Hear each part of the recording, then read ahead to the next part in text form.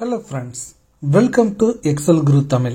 இந்த வீடியோல நம்ம என்ன தெரிஞ்சுக்க போறோம் அப்படின்னா எக்ஸல்ல எப்படி ஒரு டேட்டாவை காப்பி பண்றது அல்லது மூவ் பண்றது அப்படிங்கறத தான் இந்த வீடியோல நம்ம லேர்ன் பண்ண போறோம்.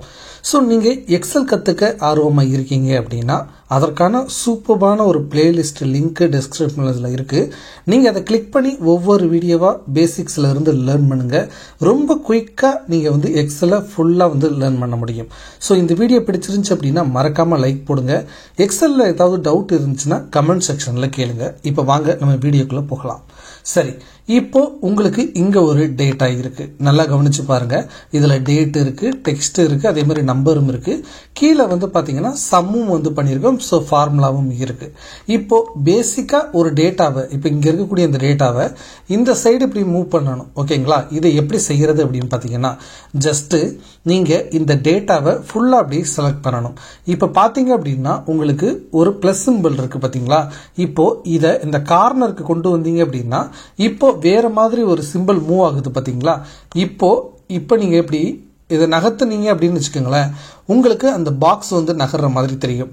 நீங்க எந்த இடத்துக்கு அந்த டேட்டா வரணும்னு நினைக்கிறீங்களோ அங்க வச்சுட்டு ஜஸ்ட் மவுஸ் அப்படி ரிலீஸ் பண்ணீங்கன்னா போதும், உங்களுக்கு அந்த டேட்டா அங்கு இருந்து மூவ் ஆகிரும். ஸோ இந்த மாதிரி ஒரு மெத்தடை யூஸ் பண்ணி நீங்க ஒரு டேட்டாவை மூவ் பண்ணலாம்.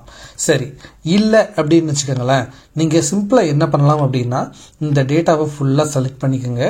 தென் கண்ட்ரோல் எக்ஸ் அப்படிங்கறத கொடுத்தீங்கன்னா கட் அப்படிங்கிறது தான். இல்லைன்னா இங்க இருக்கு பாத்தீங்களா இந்த கத்திரிக்கோள் மாதிரி சிம்பிள், இதை கிளிக் பண்ணீங்கன்னாலும் கண்ட்ரோல் எக்ஸ் வந்து கிளிக் பண்ற மாதிரியான ஒரு கட் ஆப்ஷன் தான். ஸோ அப்போ ஃபுல்லா செலக்ட் பண்ணிட்டு கண்ட்ரோல் எக்ஸ் அப்படிங்கறத கொடுத்தீங்கன்னா கட் ஆயிரும். ஸோ இப்போ பாத்தீங்க அப்படின்னா கட் ஆயிருச்சு அப்படின்னா இந்த மாதிரி தான் பார்டரை சுத்தி இப்படி ஸ்க்ரோல் ஆகும்.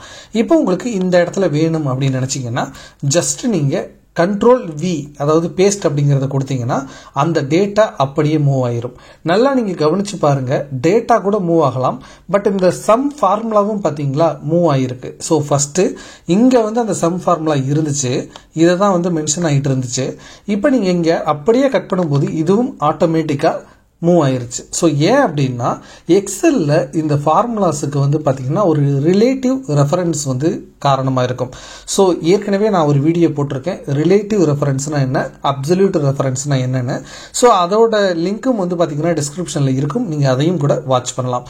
ஸோ நீங்க ஒரு ஃபார்முலாவை நீங்க எங்க பேஸ்ட் பண்ணாலும் அதுக்கு தகுந்த மாதிரி அந்த ஃபார்முலா அட்ஜஸ்ட் ஆயிரும், நீங்க பிக்ஸ் பண்ணாத வரைக்கும். ஓகேங்களா? சோ இப்போ நம்ம வந்து பாத்தீங்கன்னா டேட்டாவை ஒரு விதத்துல மூவ் பண்ணிட்டோம். இப்ப பாருங்க, நெக்ஸ்ட் இங்க இன்னொரு எக்ஸாம்பிள் வந்து கொடுத்திருக்கேன். இப்போ இங்க டேட்டா இருக்கு, இதை ரெஃபர் பண்ணி இங்க ஃபார்முலா இருக்கு. இப்ப பாருங்க, நான் இந்த என்டையர் டேட்டாவையுமே காப்பி பண்ணி அப்படியே இந்த சைடு மூவ் பண்ண ட்ரை பண்றேன். ஓகேங்களா? இப்போ மூவ் ஆயிருச்சா நீங்க பாத்தீங்கன்னா தெரியும்.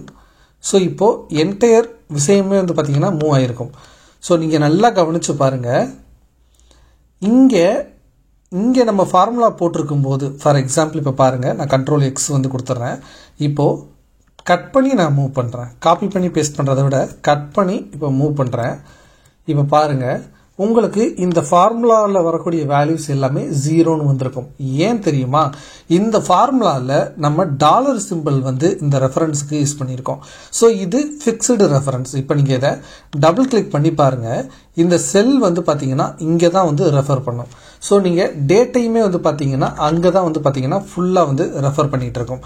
ஸோ நீங்க ஏதாவது ஒரு ஃபார்முலால இந்த மாதிரி டாலர் சிம்பிள் வந்து யூஸ் பண்ணியிருக்கீங்க அப்படின்னா நீங்க அந்த வேல்யூவை மூவ் பண்ணீங்க அப்படின்னா அது எக்ஸிஸ்டிங்கா நீங்க எதை ரெஃபர் பண்ணீங்களோ அதையே தான் வந்து பாத்தீங்கன்னா ஸ்டில் ரெஃபர் பண்ணும்.